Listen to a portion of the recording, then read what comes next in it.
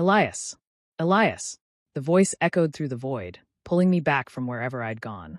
My lungs burned. Rain hammered against my skin, cold and unforgiving. I blinked, tasting copper, and realized I was staring up at the sky, black clouds swirling above me like they were deciding whether to swallow me whole. I tried to move. Couldn't. My side screamed in protest, something wet and warm spreading beneath me. Blood. My blood. This is how it ends. Not with a fight. Not with dignity. Just me, sprawled in an alley like trash, while somewhere across the city, my brother danced with the man I loved. I closed my eyes, and the memory came flooding back. The ballroom. Gold chandeliers. Lucien's hand in Dorian's. The way my brother had smiled at me over Lucien's shoulder. Smug, victorious, like he'd won a game I didn't even know we were playing. Did you really think he'd choose you? Dorian had whispered later on the rooftop. His hand on my chest. One push. That's all it took. I didn't scream. I just fell. And now, lying here in the rain, I thought, if I had another chance. The world faded to black. I woke up gasping. Not the slow, groggy kind of waking. The kind where your body jerks upright, heart hammering, convinced you're still falling. My hands clawed at the sheets, cheap cotton, nothing like the silk I remembered, and I sucked in air like I'd been drowning. Where? The room was small. Narrow bed. Bare walls. A single window with thin curtains that let in pale morning light. Military boots sat by the door, laces still tied. A jacket hung on a hook, dark green, weathered, with a patch I didn't recognize. This wasn't my apartment. I swung my legs over the side of the bed, feet hitting cold hardwood. My body felt wrong. No, not wrong. Different, lighter, maybe. Or just foreign, like I'd woken up inside someone else's skin. I stumbled toward the mirror above the dresser. Same face. Same scar cutting through my left brow, a childhood accident Dorian used to mock. Same sharp cheekbones, same dark eyes. But the reflection looked younger somehow. Softer. Like I'd been rewound a few years. What the hell is this? My gaze dropped to the dresser. A framed photo sat there, propped against a stack of folded towels. I picked it up, hands shaking. It was me. In a simple gray suit, nothing fancy. My arm was slung around a man I barely recognized, broad shoulders, military uniform, a scar running along his jaw. He wasn't smiling, but his eyes were soft, like he was looking at something precious. Captain Rowan Vale. The name hit me like a slap. Dorian's ex-husband. The man my brother had paraded around at family dinners for exactly 6 months before discarding him like yesterday's news. I'd never paid attention to him. Why would I? He was quiet. Serious. The kind of man who stood in corners and said nothing while the rest of us talked over champagne. And now, apparently, I was married to him. I dropped the photo. It clattered against the dresser, glass cracking. This isn't real. This can't be real. But my hands were real. The room was real.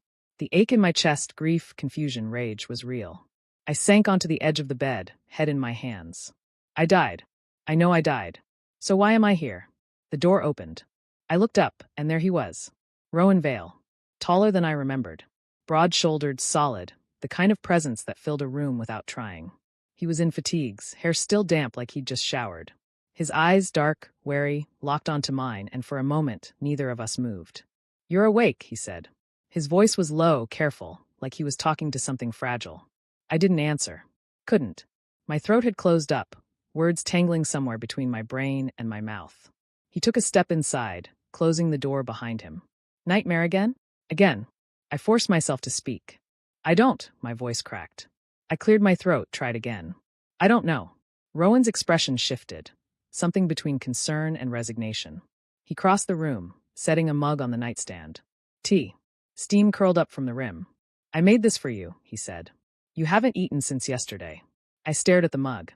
Then at him. "I'm not hungry." His jaw tightened. Just barely. But I saw it. Understood. He turned to leave. I should have let him. Should have stayed silent. Let this strange man walk out of the room and leave me alone to figure out what the hell was happening. But something stopped me. Maybe it was the way his shoulders sagged, just a little, like he'd expected my rejection. Like he was used to it. "Rowan." He paused, hand on the doorknob. Didn't turn around. "Why?" I swallowed. "Why did you marry me?"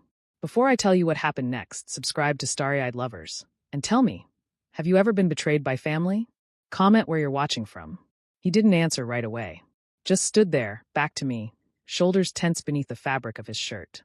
Finally, he said, "Because you needed someone." His voice was so quiet I almost didn't hear it. And I thought. He exhaled, slow and deliberate. I thought maybe we could be enough. He left before I could respond. The door clicked shut, and I was alone again. I stared at the mug of tea. The letter on the table caught my eye, white envelope, gold trim. I picked it up, fingers trembling. Invitation to the engagement gala. Sender, Dorian Vale. My brother. The man who killed me. I opened it. Elegant script. You are cordially invited to celebrate the union of Dorian Vale and Lucian Ashford. Lucian. My fiancé. The man I'd loved for 3 years. The man who'd chosen Dorian over me without a second thought. The paper crumpled in my fist. So it begins again. But this time I wasn't the fool. This time, I knew exactly who my enemies were. And this time, I had something I didn't have before. I glanced at the door Rowan had just walked through. A stranger husband who thinks I'm worth saving. I didn't know if I believed him. Didn't know if I wanted to believe him. But I knew one thing for certain. I wasn't going to die quietly this time. The next morning, I found Rowan in the kitchen. He stood by the stove, flipping eggs with the kind of precision that screamed military training. His movements were efficient, economical, no wasted energy. He didn't notice me at first, too focused on the pan. I cleared my throat. He turned, spatula still in hand. Morning. Morning, I echoed. My voice sounded rusty. He gestured to the table. Sit. Breakfast is almost ready. I sat, watched him work. He plated the eggs, added toast, poured coffee, black, no sugar. Set it in front of me without a word. You didn't have to, I said. I wanted to. I picked up the fork. Took a bite. It was good. Simple but good. Rowan sat across from me, cradling his own mug. He didn't eat. Just watched me with that same cautious expression, like he was waiting for something to break. I'm going to the gala, I said. His mug stopped halfway to his mouth. What? Dorian's engagement gala. I'm going. He set the mug down. Elias. That's not a good idea. I don't care. They'll humiliate you. Us. I met his gaze. Let them try. Silence stretched between us. Rowan's jaw worked, like he was chewing on words he didn't want to say. Finally, he nodded. Then I'm going with you. You don't have to. I said I'm going. His voice was firm. Final. I'll be with you. Always. Something in my chest tightened. I didn't know what to do with that. With him. So I just nodded. Okay. You're making a mistake. Rowan stood in the doorway of our bedroom, arms crossed, watching me fumble with my tie. I'd been wrestling with the damn thing for 5 minutes, fingers clumsy with nerves I refused to acknowledge. It's just a party, I said, not looking at him. It's not just a party. His voice was flat. It's a stage. And Dorian loves an audience. I yanked the tie loose, started over. Then I'll give him a show. Rowan didn't move. Didn't argue. Just stood there, radiating disapproval like a stone wall. I could feel his gaze burning into my back, measuring, judging. Finally, he pushed off the doorframe. Let me. I froze. What? The tie. He crossed the room in 3 strides, hands already reaching for the silk around my neck. You're choking yourself. I should have stepped back. Should have told him I could manage. But I didn't. I just stood there, stiff as a board, while Rowan's fingers worked the fabric with the kind of precision that made my chest tighten. He was close. Too close. I could smell him, soap and something woodsy, clean and sharp.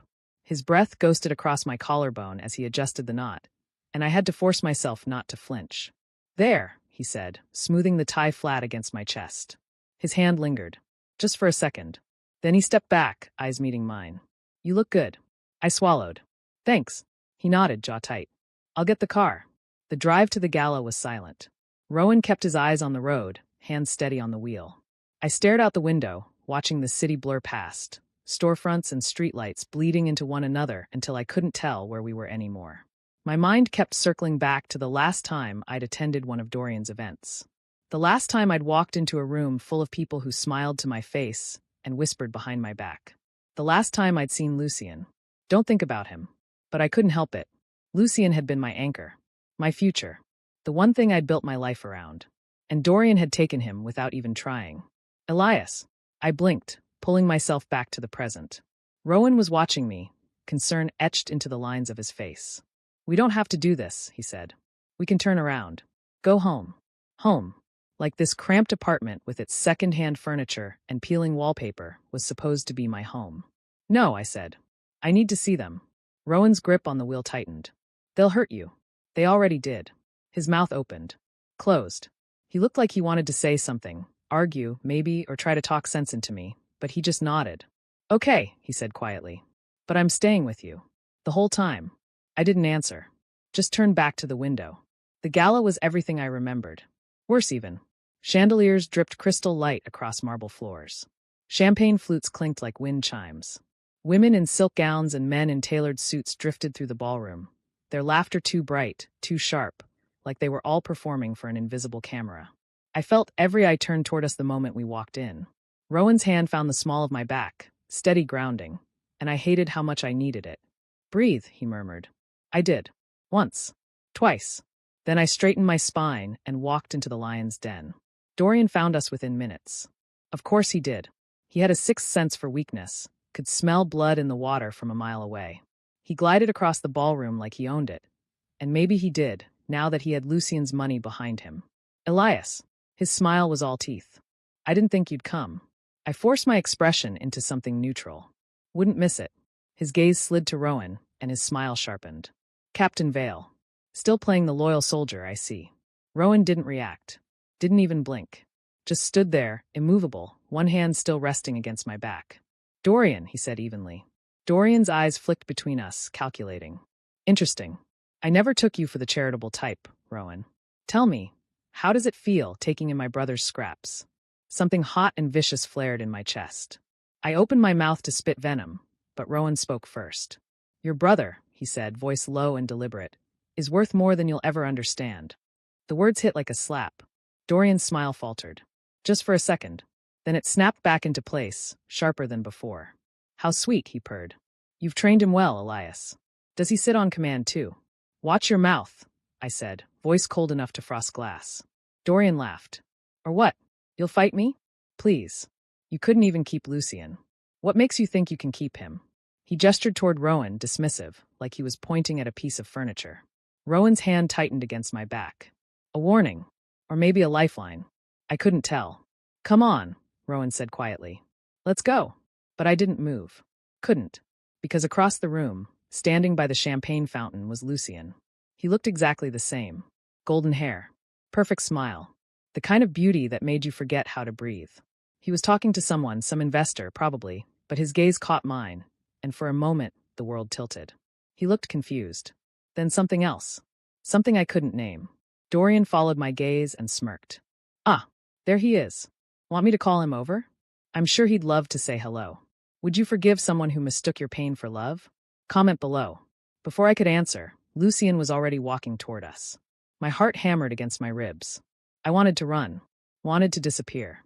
But Rowan's hand was still on my back, anchoring me, and I realized with sudden clarity that I wasn't alone this time. Elias, Lucien said, stopping a few feet away. His voice was smooth, polished, the same voice that used to whisper my name in the dark. I didn't expect to see you here. Disappointed? I asked, sharper than I meant to. He blinked, startled. No, of course not. His gaze shifted to Rowan. You're married? Yes, Rowan said before I could answer. His tone was flat, final. Lucien's brow furrowed. To him, he said it like Rowan was something distasteful. Something beneath us. And just like that, the last thread of whatever I'd felt for Lucien snapped. Yes, I said, stepping closer to Rowan. To him. Lucien's expression flickered. Confusion, maybe, or disbelief. But he's decorated military captain, Rowan interrupted, voice calm but edged with steel. Veteran of 3 tours. Recipient of the Silver Star. And Elias's husband. He paused. In case you forgot. The crowd around us had gone quiet. I could feel their eyes, their judgment, pressing in from all sides. Lucien's mouth opened. Closed. He looked at Dorian, who just shrugged, amused. Well, Lucien said finally, forcing a smile. Congratulations, then. He turned and walked away without another word. Dorian lingered, that smirk still plastered across his face. Touching, he said. Really. But you know what they say, Elias, you can dress up trash, but it's still trash. He leaned in, close enough that I could smell his cologne. Expensive, cloying. He'll realize it soon enough. And when he does, you'll be right back where you started. Alone. Then he was gone, disappearing into the crowd like smoke. Rowan didn't speak until we were back in the car. He sat in the driver's seat, hands gripping the wheel, knuckles white. His jaw was locked, teeth grinding together so hard I thought they might crack. Rowan, don't, he said, voice tight. Just don't. I didn't know what to say. Didn't know how to fix this. So I just sat there, useless, while he stared straight ahead. Finally, he exhaled, long, shaky, like he'd been holding his breath the entire drive. "I'm sorry," he said. I frowned. For what? For not being enough. The words punched the air out of my lungs. "What are you talking about?" He laughed, bitter and broken. "You heard your brother. You saw the way they looked at me. I'm not like them, Elias. I don't have money or status or—" He broke off, shaking his head. "I'm just a soldier. And you deserve better." "Stop." He didn't. "Dorian's right. You're only with me because you had no other choice. And one day you're going to wake up and realize—" "Stop." I grabbed his wrist, forcing him to look at me. "You think I didn't have a choice?" My voice was shaking. "You think I'm here because I have nowhere else to go?" His eyes searched mine, desperate and disbelieving. "I chose you," I said. "Maybe not at first. Maybe not for the right reasons. But I'm choosing you now." He stared at me like I'd just spoken a foreign language. "Why?" he whispered. "Because you defended me tonight. Because you stood with me when no one else would. Because—" I swallowed, the words catching in my throat. "Because you make me feel like I matter." His breath hitched. For a moment, neither of us moved.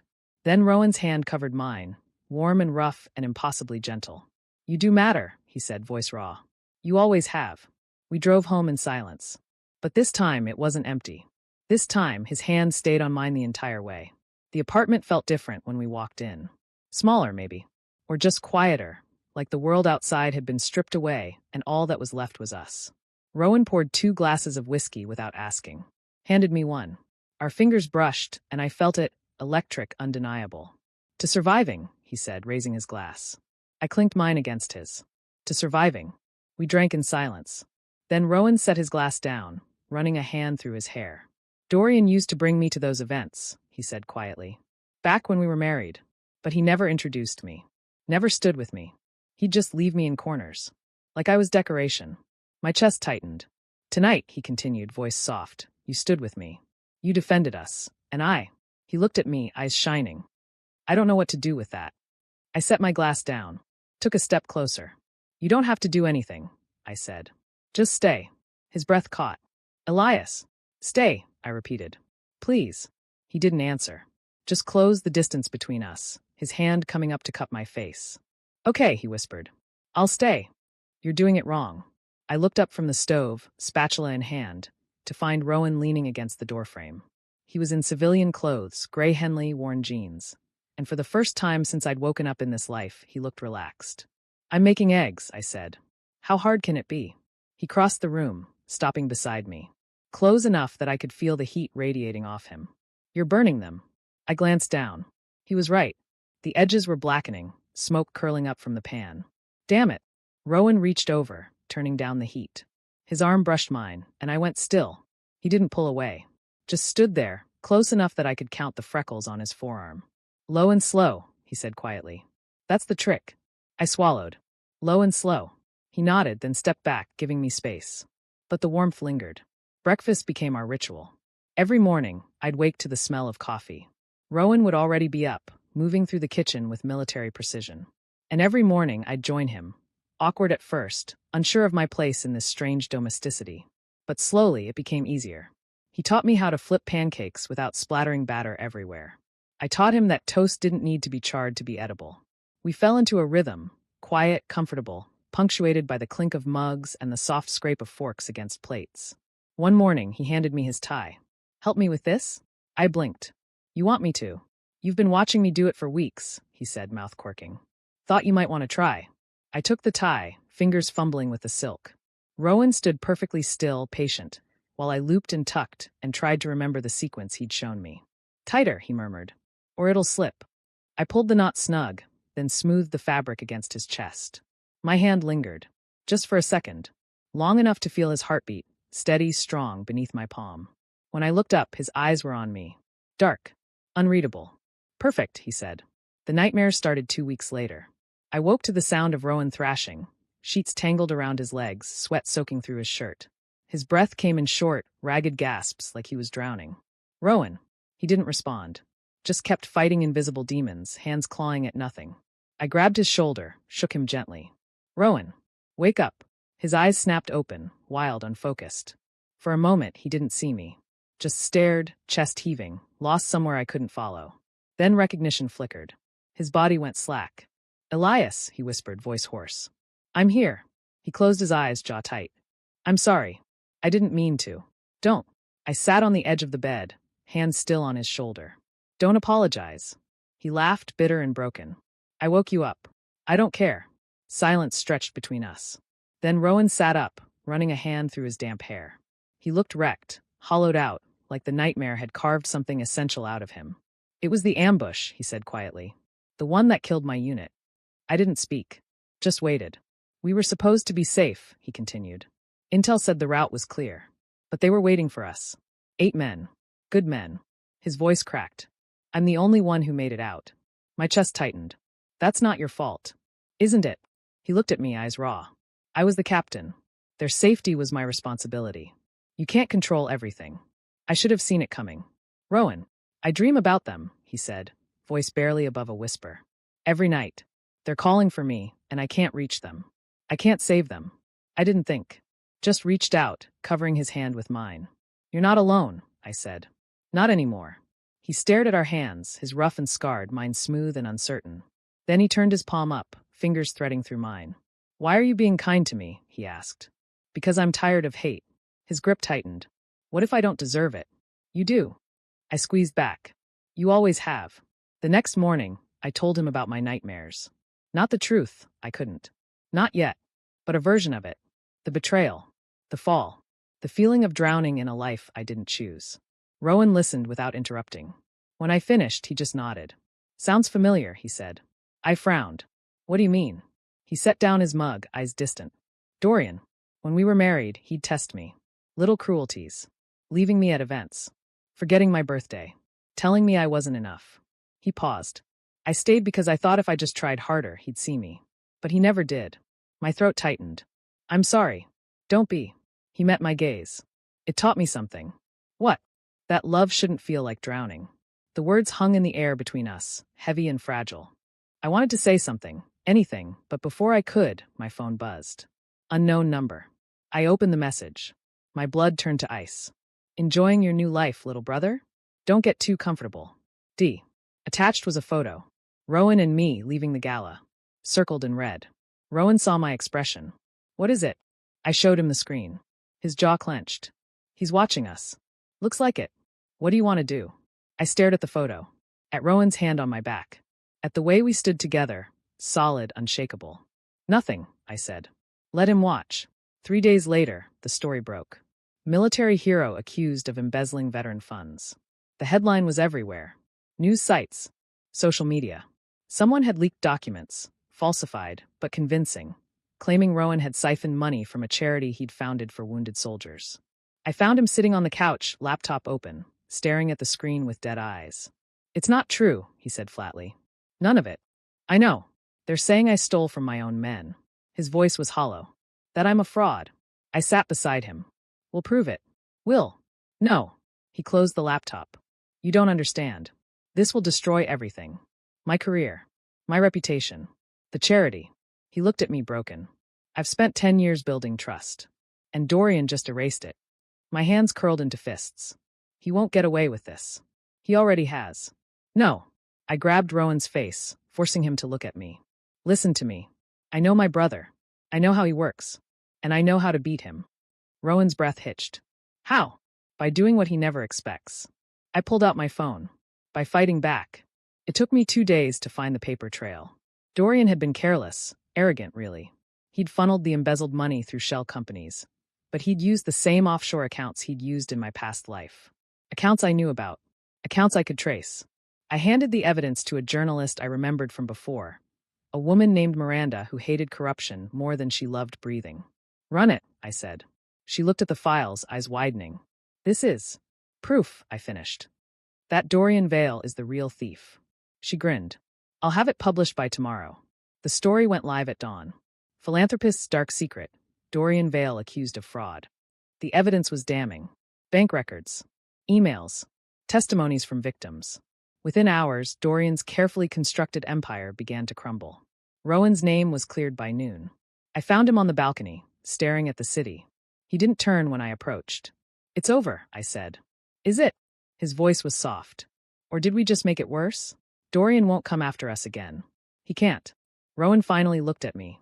His eyes were wet. You did this. For me. Yes. Why? Because you matter. He shook his head, laughing, raw and disbelieving. You keep saying that. Because it's true. He stepped closer. Close enough that I could see the gold flecks in his eyes. Elias. Before I could respond, the doorbell rang. We both froze. Rowan moved first, crossing to the door. He opened it, and went still. Lucian stood in the hallway. Perfect hair. Perfect suit. Perfect smile. Elias, he said. We need to talk. Have you ever loved again after loss? Share your story in the comments. You need to leave. Rowan's voice was steel. He stood in the doorway, blocking Lucian's path, every inch the soldier, spine straight, shoulders squared, ready for war. Lucian's smile didn't waver. I'm not here to cause trouble. I just want to talk to Elias. He doesn't want to talk to you. Let him decide that. I stepped forward, hand on Rowan's arm. It's okay. Rowan's jaw clenched. Elias. It's okay, I repeated, quieter this time. I need to do this. He held my gaze for a long moment, searching. Then he nodded, stepping aside. But he didn't leave. Just crossed his arms and leaned against the wall, watching. Lucian walked in, movements smooth and practiced. He looked around the apartment, taking in the worn furniture, the cramped kitchen, the life I'd built in his absence, and something flickered across his face. Pity, maybe. Or disdain. So this is where you've been hiding, he said. I'm not hiding. No. He turned to me, eyes soft in that way that used to make my heart race. Because it looks like you've been running. My hands curled into fists. What do you want, Lucian? He stepped closer. Too close. I made a mistake. The words hit like a punch to the gut. A mistake, I repeated, voice flat. Yes. He reached for my hand. I pulled away, choosing Dorian over you. It was the worst decision of my life. Rowan's breath hitched behind me. I didn't turn. Couldn't. You're only saying that because Dorian's ruined now, I said. Because the money's gone. Lucian flinched. That's not. Isn't it? I laughed, bitter and broken. You didn't want me, Lucian. You wanted what I represented. Security. Status. A future you could show off at parties. I took a step back. But I was never enough on my own. That's not true. Yes, it is. My voice cracked. And you know what? I'm done pretending it wasn't. Lucian's composure slipped. Just for a second. Then he glanced at Rowan, lips curling into something cruel. So you traded me for him? He gestured dismissively. A soldier with no money? No connections? What kind of future can he give you? A real one. The words came out before I could stop them. Lucian stared at me, stunned. You can't be serious. I am. I looked at Rowan, really looked at him. At the way he stood, tense and protective, like he'd fight the world if I asked. At the way his eyes softened when they met mine. He gave me something you never did. What's that? A home. Silence crashed down like a wave. Lucian's face twisted. You're making a mistake, Elias. He's not like us. He doesn't understand our world. Good, I said. Because I don't want that world anymore. Lucian opened his mouth. Closed it. Then he shook his head, laughing softly, defeated, hollow. You've changed, he said. I died, I replied. And I came back different. He stared at me for a long moment. Then he turned and walked to the door. Before leaving, he looked back. I hope you don't regret this. I won't. The door clicked shut. Rowan didn't move. Didn't speak. Just stood there, eyes locked on mine, chest rising and falling like he'd run a marathon. Did you mean it? He asked, voice barely above a whisper. Mean what? That I gave you a home. I crossed the room, stopping inches away. Close enough to see the vulnerability in his eyes. The fear that I'd take it back, say it was just words meant to hurt Lucian. Yes, I said. I meant it.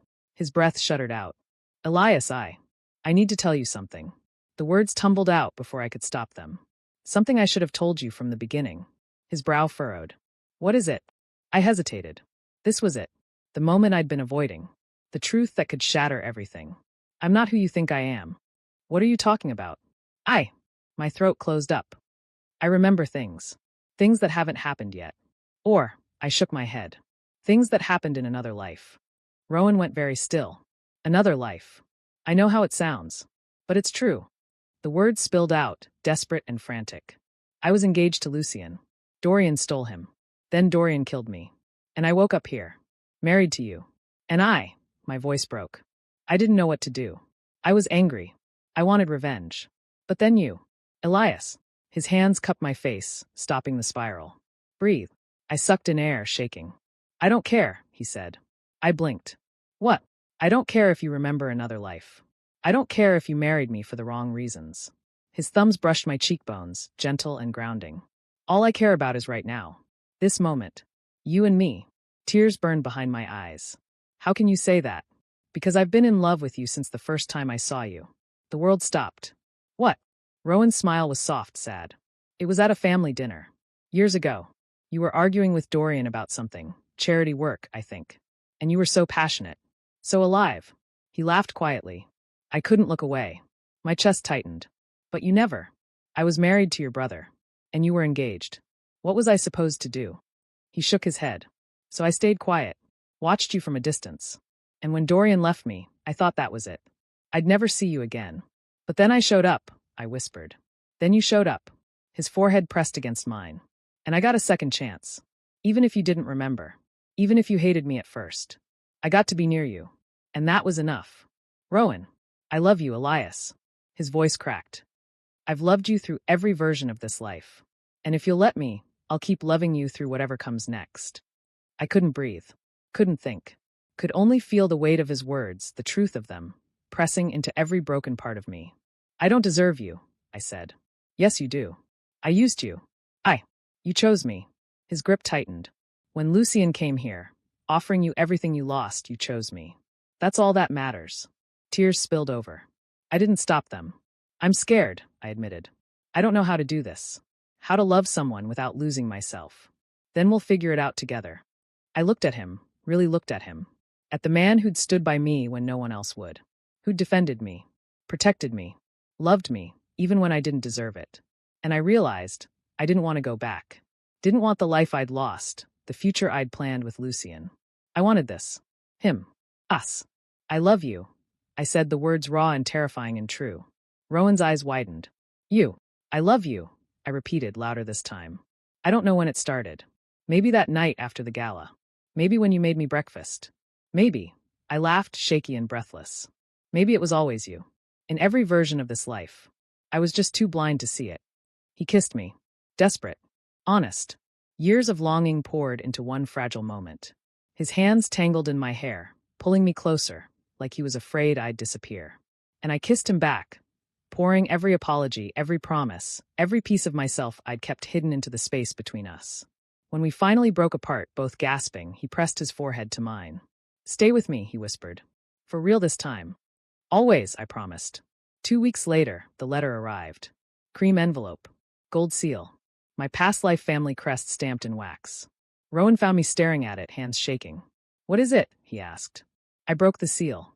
Read the single line inside. You think you've escaped? The game has just begun. See you soon, cousin. Cousin. I didn't have a cousin. Or did I? I looked at Rowan, and something cold settled in my chest. It's not over, I said. He took my hand, steady and sure. Then we face it together. I nodded, folding the letter. Whatever came next, whoever this mystery person was, I wasn't afraid. Because I wasn't alone anymore.